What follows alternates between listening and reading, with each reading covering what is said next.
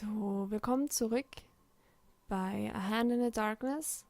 Wir sind jetzt wieder komplett am Anfang. Das ist die allererste Entscheidung, die wir treffen müssen. Und das war kurz nachdem sie uns den Streich gespielt haben auf der 3. Etage.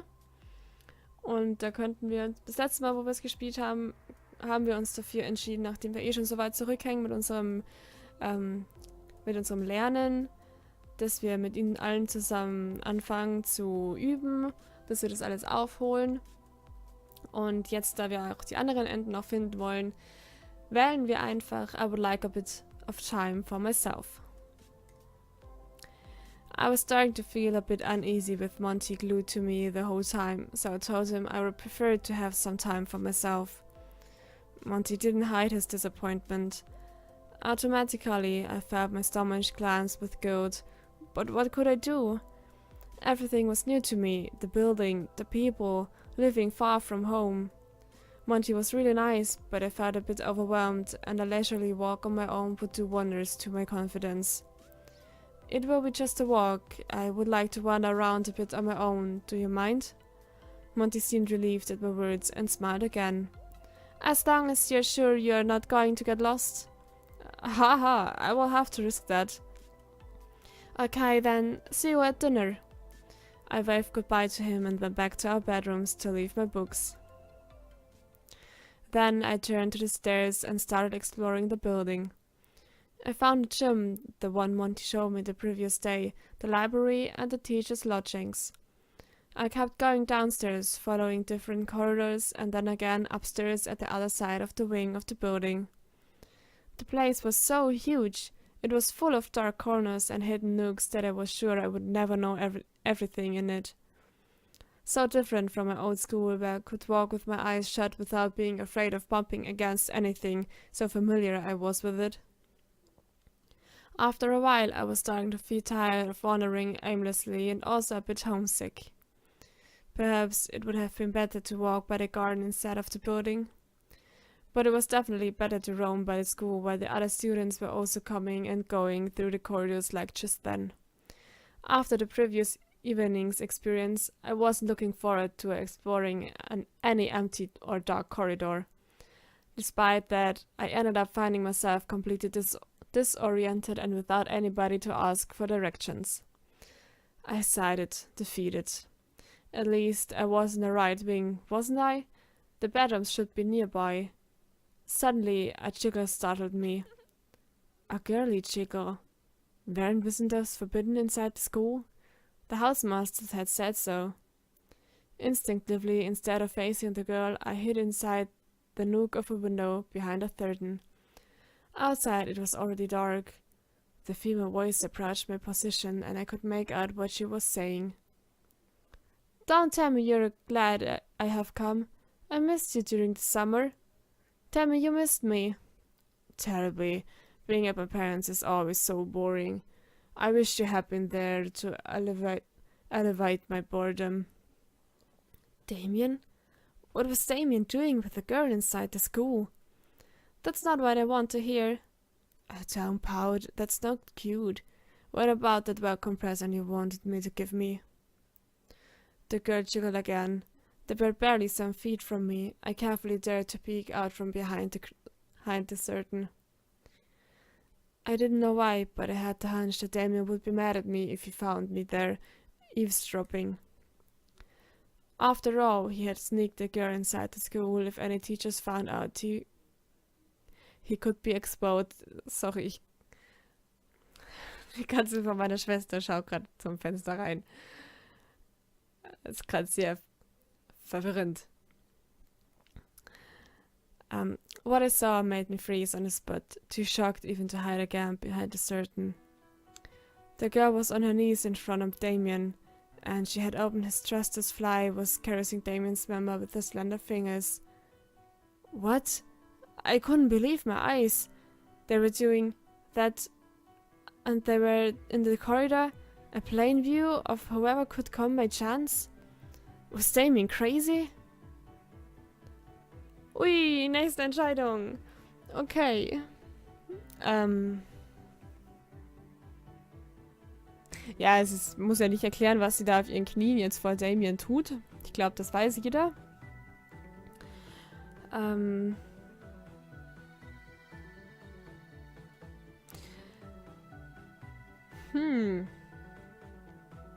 Wir speichern ja eh, nachdem wir die Entscheidung getroffen haben. Und nehmen dann natürlich später die andere, wenn wir dazu kommen.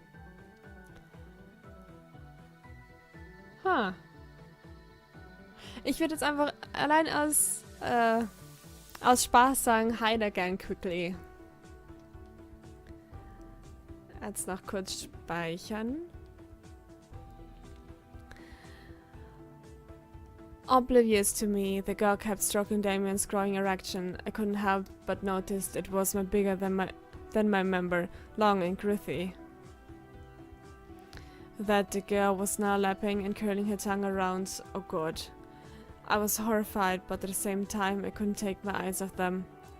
Especially when Damien reacted, throwing his head back until it touched the wall and closed his eyes, mouth half open in ecstasy. I had never experienced a blowjob, but right then I felt jealousy. It looked really pleasurable. I leaned back again and made sure the curtain covered my body before I peered again, very, very carefully. From my spot I couldn't see what the girl was exactly doing, but the bits I saw left me speechless. She had obviously put all of his cock inside her mouth and was bobbing her head over it. Meanwhile, Damien had his big hands on top of her head and encouraged her with half-hearted praises. That feels good, you're great at this. But after a couple of minutes he resorted to moans and grunts and his hips started to buck in rhythm with the girl's movements. I realized my breath was hitched and hurried to cover my mouth, biting my thumb to make sure they didn't hear me. Inside my trousers, my pants were constricting a very unwelcome erection. What could I do? It was a normal reaction in front of the scene I was witnessing, right? Especially with Damien's moans. They were certainly the hottest thing I had heard in my life. Excited, I peeked out again from behind the curtain. I didn't want to get caught, but I didn't want to miss the end of it either. And judging by Damien's facial expression, it was going to an end any moment now. His face looked strained, almost in pain, and clenched his teeth. And suddenly he grabbed the girl's head firmly and pushed his hips forward, forcing his hard cock fully inside the mouth of his lover. She hummed, perhaps complaining, but didn't try to wiggle out. Damien thrust his hips roughly again and again, until he suddenly came to a stop, muffling a deep bowl through gritted teeth. After a heartbeat where nobody moved, not even a breath, Damien opened his eyes and looked directly at me. I panicked and leaned back again.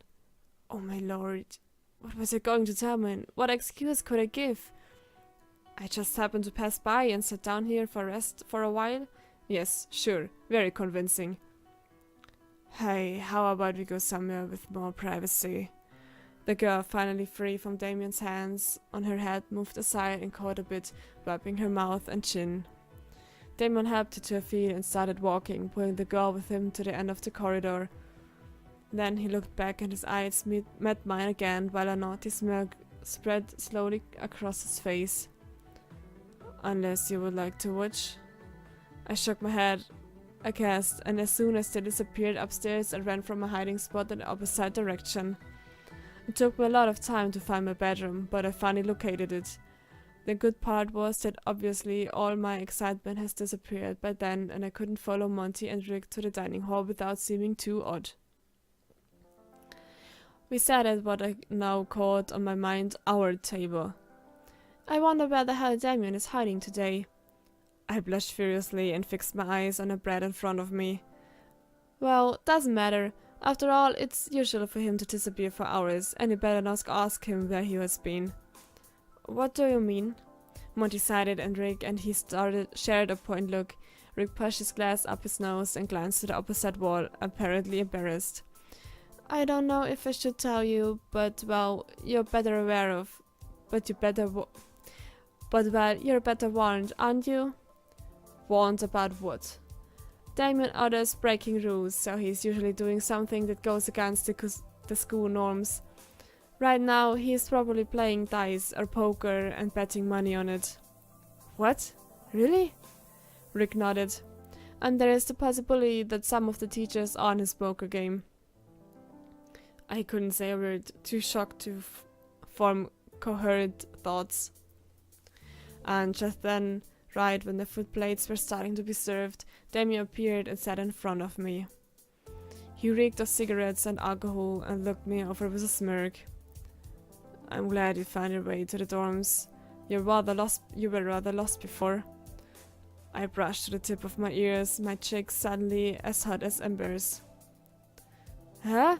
Did you meet this afternoon? Not really. Our plates arrived and I was glad to have something to do, enduring Damien's stare was a bit too much for me. Say, Alex, I was wondering, why did you transfer from your school to St. Michael's? There's just a year left before the university after all. That... I knew they would eventually ask me about that. It's not that I was ashamed of my family background, but I feared they would think I didn't belong at St. Michael's and would be disappointed in me. My uncle Edward, my father's younger brother, passed away 2 months ago. Since he didn't have children of his own and my father was his favorite brother, my uncle left an amount of money for my education in his will. We weren't even close, it was a surprise for everybody. But of course, my parents were delighted and planned at once to send me to a good school to help me enter Oxford or Cambridge. So, your parents are not wealthy? No, my father is a lawyer, but he owns a really modest firm. Ha! My father could buy your whole village if he wanted. Ignore him, Alex. Rick's father is a lawyer as well. I looked at Rick and Monty relieved. My family has a lot of money, but with so many relatives I don't think I can aspire to get more than a good education from them. There are too many to share. I nodded. Hey, don't be offended. It was just a joke. I'm not so uptight to mind about those kind of things. Damien's father is an important politician, don't you know? Yeah, one day I'm going to be a diplomat. Next year it will be law in Oxford, and when I finish on term in Sandhurst, the military academy, and then, hopefully, a couple of years in the colonies. Sounds nice. Damien looked at me as if I had insulted him. Sounds boring as hell. All our careers are positively boring as well, I'm not excited to get into the stock exchange, although working in the city seems good enough. Hey, at least you will be in London and not in a foreign shithole being eaten alive by mosquitoes or worse things. And you, Rick? What are you going to study? Rick shrugged, pulling a face. He's going to be a lawyer, of course, like his father. And not that I like it, but there's no other option. And you, Alex? Yes, tell us, have you chosen yet? I glanced at my half-empty plate, embarrassed to be the focus on their attention. All three of them looked at me intently, and I felt really uninteresting and dull all of a sudden. I haven't decided yet, no. My parents want me to study law or medicine, but I'd rather study something like history. Damien chuckled. That's for poor bookworms who end their sad lives as school teachers. Is that what you want? What I wanted right then was to hide under the table. I still don't know. I've told you. Well, whatever. And he stood from the table. We followed suit since we had already finished our meal. I think it's alright, as long as you choose something you enjoy doing. Yeah, I wish I could choose. I would study history over law any time of the day.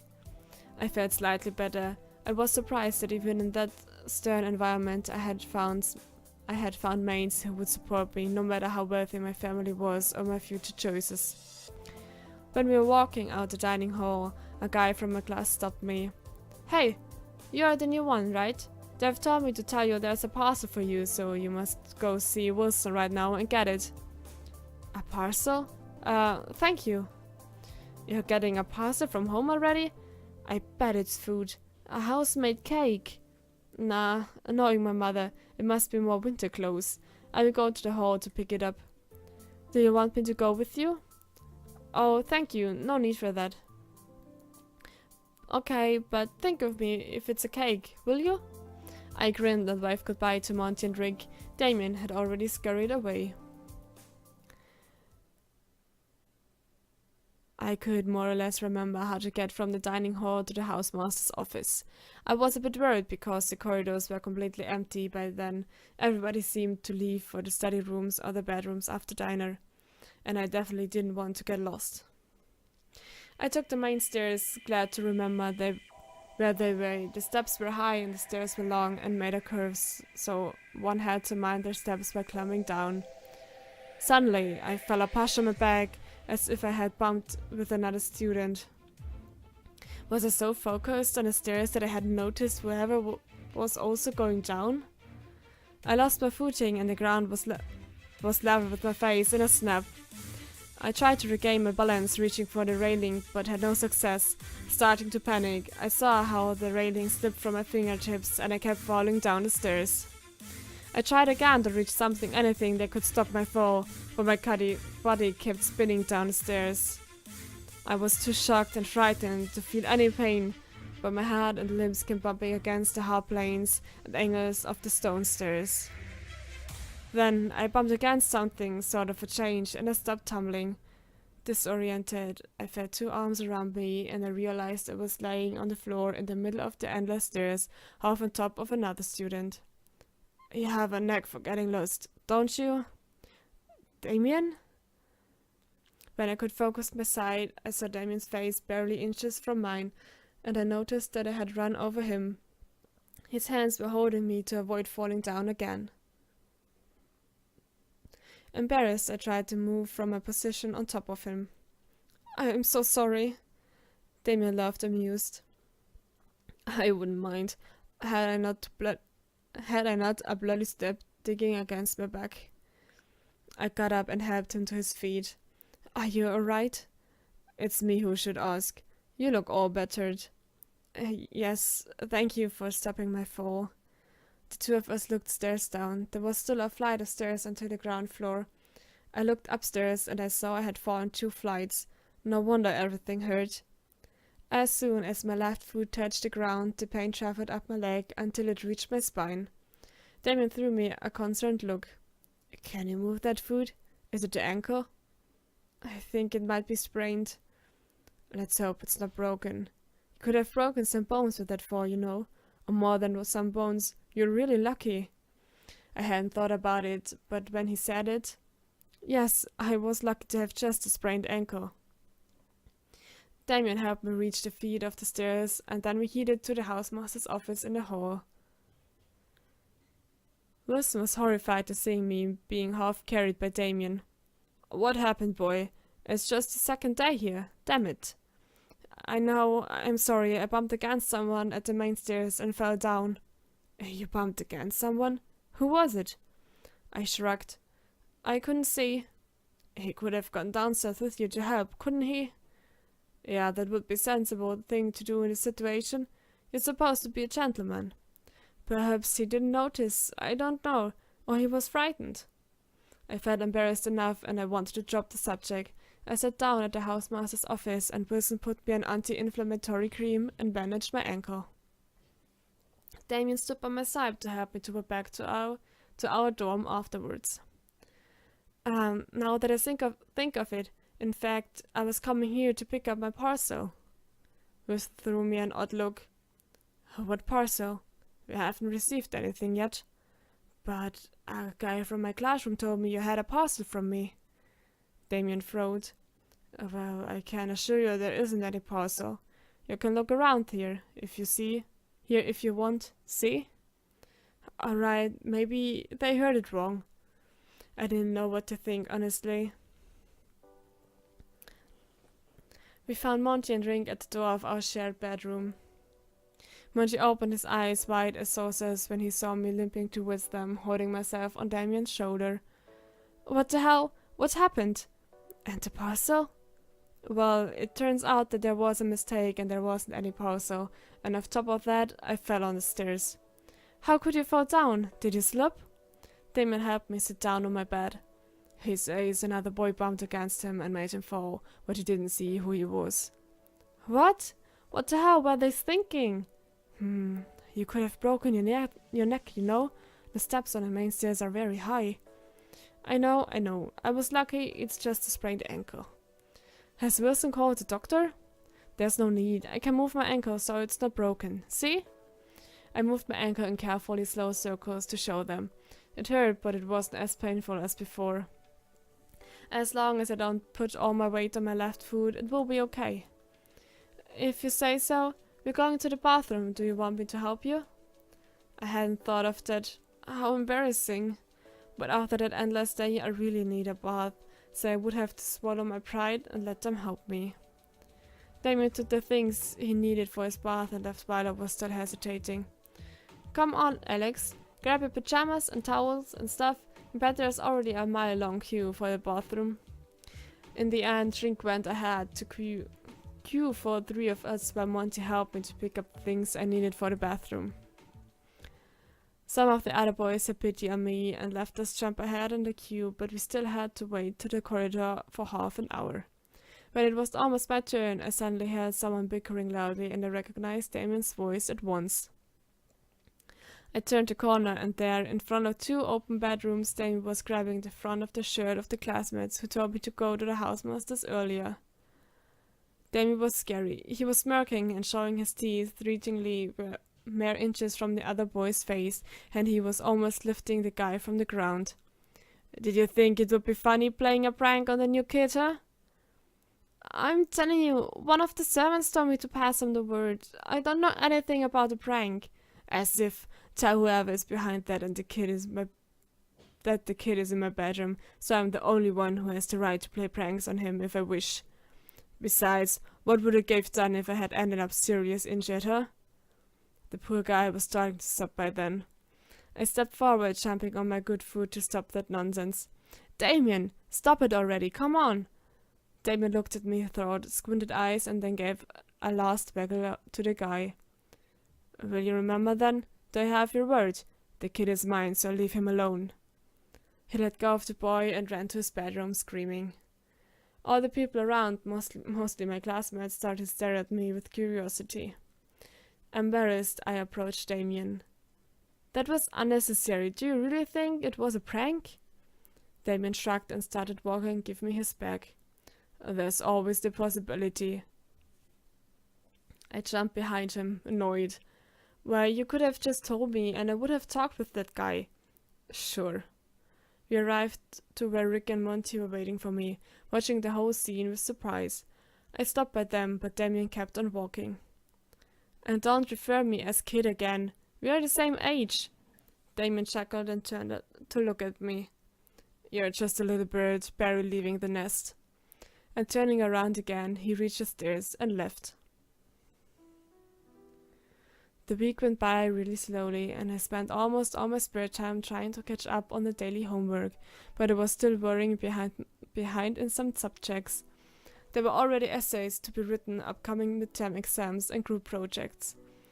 Rick had disturbed the task for the projects and had prepared a surprisingly detailed schedule for the whole term. I was amazed at his organization skills, honestly.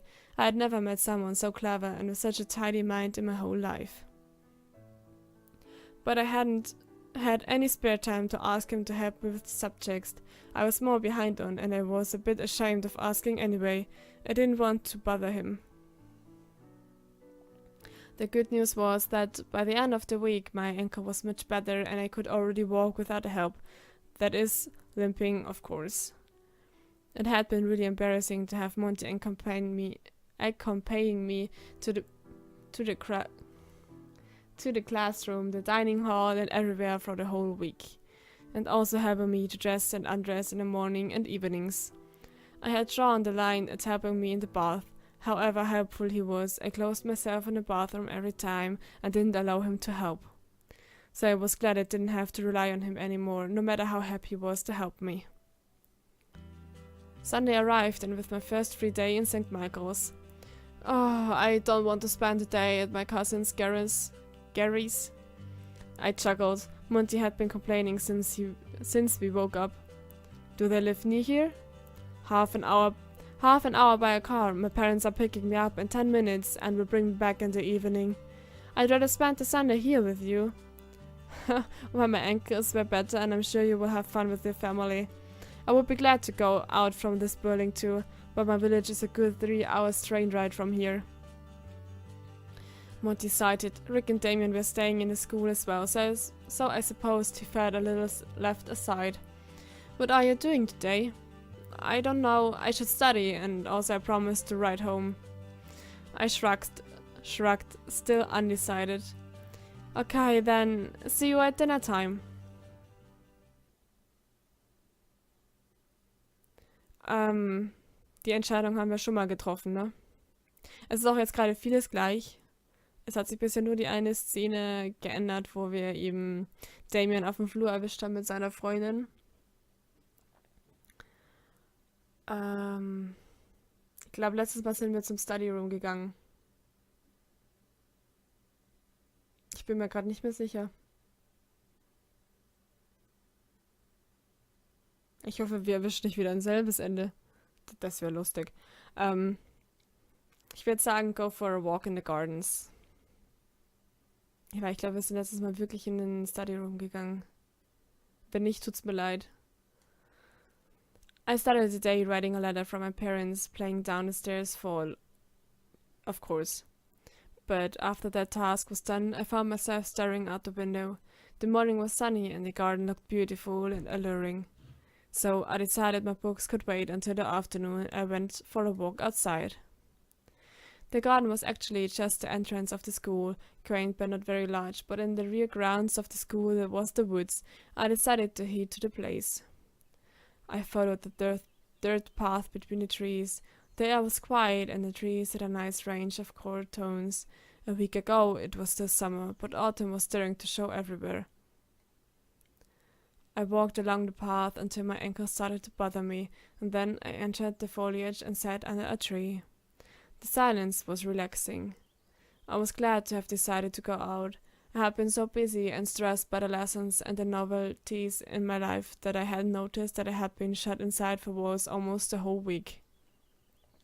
So it was nice to sit down there over the 3 leaves spacing out and hearing only the birds singing. Alright, not only the birds.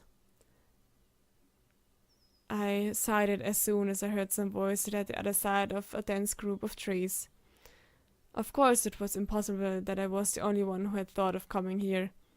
Why did I think that everybody would be either playing cricket or studying indoors? I didn't feel like standing up and leaving, so I peered between the trees to see if I recognized who it was. Perhaps they would leave soon. Oh, that was Damien, and he was not alone. Was there a girl with him? Oh yes, those chiggers were unmistakable. I recognized the girl from the other evening. The memory excited a shudder and my pulse started to race. I couldn't help it. Damien was leaning against a tree, smoking a cigarette. Well, the fact that he smoked wasn't any shocking news, but that by that point. What were they doing? I squinted my eyes to try to distinguish what was going on. The girl tiptoed and kissed Damien on the mouth, hooking her arms around his neck. Damien threw his cigarette and kissed her back, and then he lowered his arms and raised her skirts, leaving his hands somewhere inside her clothes where I couldn't see it. Wir haben die Entscheidung schon mal getroffen. Beim letzten Mal. Wir sind letztes Mal auch raus in den Wald gegangen und nicht in den Study Room. Denn ich glaube, wenn wir raus in den Wald gehen, spielen wir jetzt auch Richtung Damien-Ende zu. Und wenn wir da Richtung Study Room gehen, spielen wir Richtung Rick-Ende. Das muss ich mir merken, dass wir uns, wenn wir jetzt Damien durchspielen, hier nochmal, ich save hier nochmal, dass wir dann uns entscheiden für das andere und zurückgehen. Aber jetzt spielen wir erstmal Richtung Damien. A twig cracked under my foot. I cursed in my head. Author light, the crack sound clear and loud in the silent woods. The girl instantly turned in my direction, saw my silhouette, and started running away along the path. I crawled backwards, frightened, covering my mouth, my hand, certain that Damien would hear my breathing. My blood was pulsing loudly against my temples, and all of a sudden I felt as if I was being as loud as an elephant. Damien turned to look in my direction, clearly furious. Fantastic. You scared her away. And who's that, by the way? I tried to turn and run away, but my back bumped against a tall bush. Damien advanced some step in my direction. I didn't think he could see my face through the trees, but he suddenly smiled knowingly. Is that you, little bird? Tss. And he started walking after his girlfriend. He wasn't mad at me then? I didn't know if I should feel relieved or not. Suddenly, going back to the school and watching the cricket match started to seem a great idea. In the end, I spent all the day with some of my schoolmates that had stayed at the school. I watched the cricket match, had lunch, studied a bit in the library with them. And then, in the afternoon, I decided to go for a walk by the woods again. A bit of fresh air before dinner time would be great after the closed space of the library. And I wouldn't have the bad luck of bumping against Damien and his girlfriend twice in a day, would I? The sun was already setting behind the mountains at the other side of the town, and the light was golden and peach-colored between the leaves of the trees. The weather was still warm, and it felt nice to walk through the peaceful woods. I still limped, of course, but I decided a short walk wouldn't hurt my ankle. I wasn't going to overexert it after all. I followed the dirt path until its end. The path finished at a metal fence, while the woods kept going at the other side for some miles more until it reached the main road that ran through the Shire. The shadows of the trees were starting to stretch on the ground, and the air was growing colder, so I thought it was a good moment to come back to the school. Dinner time would be soon anyway. I turned back and limped through the path, trying to keep a good rhythm. Afterwards, when I remembered that moment, I swear I could only hear the birds and the autumn breeze among the leaves, but there was clearly something else in the wood, or better said, someone else. Suddenly I fell down onto the ground, a blurry shadow jumping on me and making me stay with the back glued to the hard dirt of the path. I pushed and tried to wiggle out of their hold, but the attacker was bigger and stronger than me. Who the hell was that? My heart started to race when I saw my attacker's face, covered in a mask.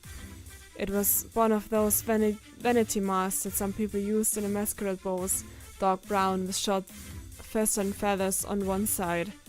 It covered the man's face, because at least I could see that it was definitely a male, to the top of his mouth, so I could only see his square chin and his thin lips. Was it still a prank? I couldn't recognize any of my classmates under that mask, but it entered the realm of possibility. But he was strong. He was holding my two wrists under just one of his huge hands. I was almost achieving slipping away from under his weight, but then a punch of my jaw with his bare hand made my head spin. Although I stopped struggling just for a moment, when I focused my sight again, there was something metallic on the corner of my eyes. A knife? I started yelling at once, realizing all my struggling was useless against my opponent, and started to feel really frightened. I tried to free my arms with all my might, but it was all for naught. My legs, too, were impossible under his weight, and I couldn't land a single kick, no matter how much I tried. The metallic glint moved on up over the man's head, and then I could see it clearly. It was a knife, yes, a big, sharp-edged butcher's knife. And the man had raised it with the intention of burying it in my chest. Panicking, I kept on yelling, wiggling, and kicking the air. I felt completely helpless. My ears didn't even register the sound of leaves being stepped on and the rustle of clothes when someone grabbed the back of the man's jacket and pushed him to the ground. Still in shock, I breathed shallowly. "Alex, are you alright? Did he hurt you?" The attacker didn't waste a moment and pushed himself up and started running away really fast. Two of my classmates ran after him while Monty stayed by my side, watching me with wide-eyed concern. "Take my hand. Can you stand up?" I let him help me back to my feet. I was still breathless, and I felt a sob trying to escape through my throat. I closed my eyes and pushed it down. I wasn't going to cry. I was strong. I wasn't a kid anymore. "Shh, it's alright." The next thing I felt were his arms around my torso and his familiar scent wrapped around me. Relieved, I basked in the feeling of being safe and warm, although I managed to keep my eyes dry. Not that it was easy thought. The temptation of crying out of nerves was great. But it was my new friend who was hugging me, not my mother, so my pride got the best of me, and I pushed him gently after a moment. Thank you, Monty. What did you see? Well, I was at the fence entering the school where I met Ed and Millard, and then we heard your shout. Ran here as fast as we could and saw the guy on top of you with a knife in his hand. What the hell, Alex? What's going on? I swear I haven't the slightest idea. Our two classmates came back running out of breath. Sorry, he was faster than us. Oh no, don't tell me he escaped. I'm really sorry. We couldn't catch him. Did he escape through the main door? No. He jumped over the fence before we reached the door and kept running through the woods. We followed him, but he was very fast and we lost sight of him. What a disgrace. Well, come on, Alex. We must inform the head teacher at once. I nodded and went back to the school, supporting part of my weight on Monty's